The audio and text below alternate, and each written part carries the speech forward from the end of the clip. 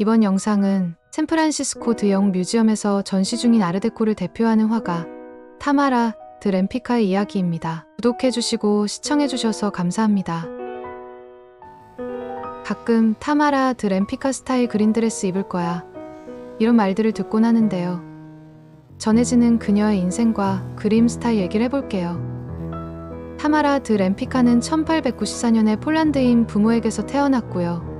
출생지는 바르샤바인지 상트페테르부르크인지 아직 밝혀지지 않았다고 해요.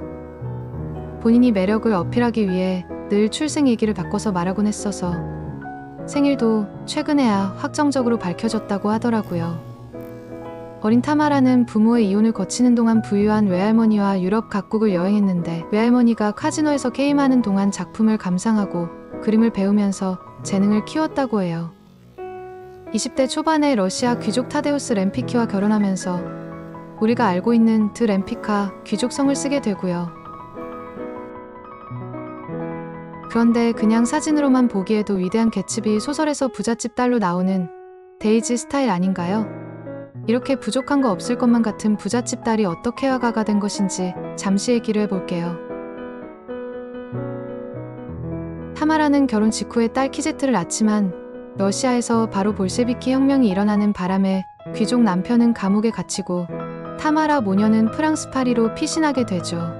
그때 타마라는 가진 보석을 팔아서 생활하면서 남편 타데우스를 감옥에서 빼내서 파리로 데려오게 됩니다. 전해지는 말로는 돈이든 본인의 매력이든 해야 하는 건 다 해서 결국 스웨덴 영사의 도움으로 남편을 빼냈다고 해요. 그의 어떤 종류의 노력이었는지는 여러분의 짐작에 맡기겠습니다. 파리 몽파르나스에서 살던 이 시절의 타마라는 그림 레슨을 받으면서 생계를 위해 전시 출판 판매하려 노력하죠. 1차 대전 시기에 파리 거리를 표현한 이 그림에서 어려웠던 당시 상황이 전해지는 듯하지만 그녀 특유의 예쁜 큐비즘이 여기서도 느껴지죠. 블루와 그레이 컬러의 색감이 참 예쁜 이 그림은 그녀의 이런 고군분투하던 시절의 배경을 보여주는데요.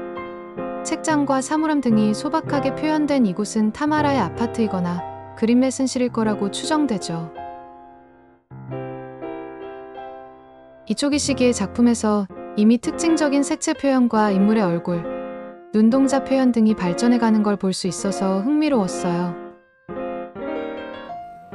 이 시기에 초상화들이 많이 전시되어 있었는데 초상화의 뒷배경에 도시들이 특징적으로 그려지기 시작하는 것도 재밌었고요. 또 한 가지는 타마라는 본인을 적극적으로 마케팅하고 싶어 한 듯 했는데 특히 여성이나 엄마로 브랜드 마케팅되고 싶지 않아 했다는 점이었어요. 벽작품을 들여다보면요.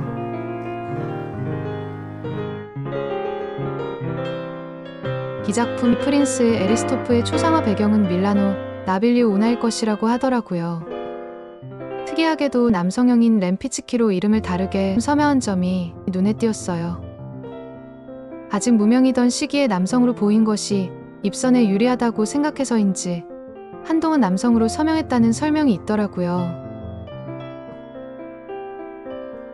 타마라는 딸 키제트의 초상화도 많이 그렸는데 다만 엄마로 포지션하고 싶지는 않아 했죠.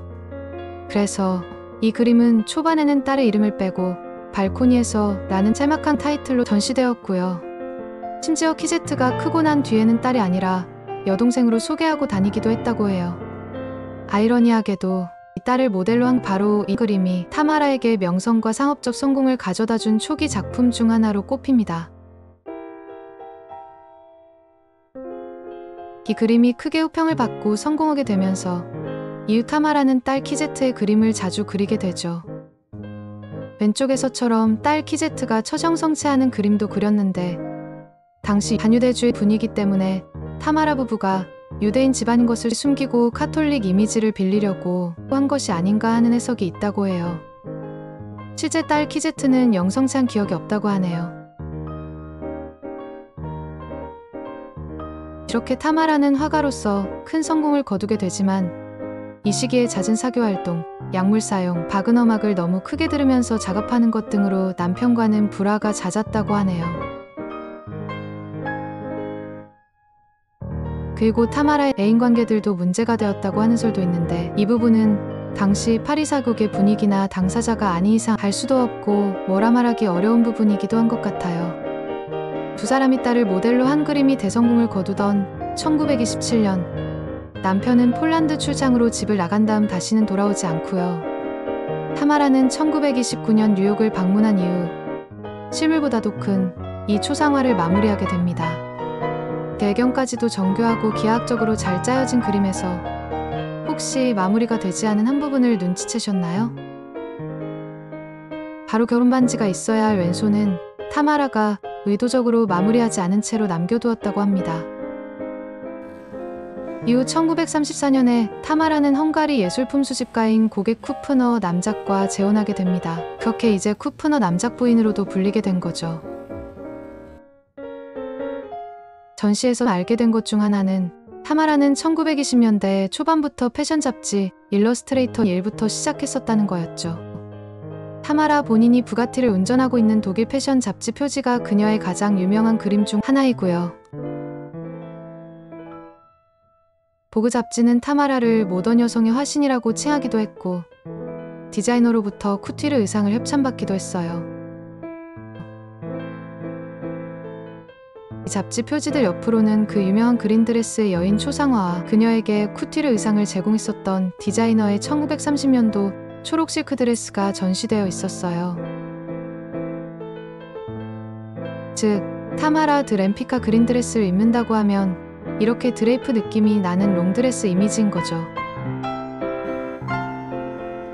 유럽 귀족 신분과 어렸을 적의 배경이 확실히 대부분의 보통 사람들과 출발선은 다르긴 했겠지만요. 보석 등 가진 것을 팔아야 할 상황에도 처하고 잡지사 일러스트레이터로도 일하고 끊임없이 본인의 매력을 어필하기 위해 나이와 딸에 대해서까지 다르게 말했던 것 등을 생각하면 타마라 드 램피카는 열심히 노력하고 본인의 성공을 디자인, 마케팅했던 셀러브리티였던 것만은 분명해 보여요. 전시에서 정물화와 타마라의 사진 등도 볼 수 있었지만 무엇보다도 이번 전시의 포인트는 아름다운 초상화들이라고 느꼈답니다. 개성있고 매혹적인 인물들의 당당한 표정, 글래머러스하고 선명하게 광택 있는 색감들을 잘 보여준 정말 아름다운 그림들로 가득했던 타마라 드 램피카의 전시였습니다. 마지막으로 타마라 드 램피카 평생의 연인이자 뮤즈라고 불리는 아이라 페로의 초상화로 끝맺음할게요. 오른편은 1923년작, 왼편은 1931년 작품입니다. 구독해주시고 시청해주셔서 감사합니다.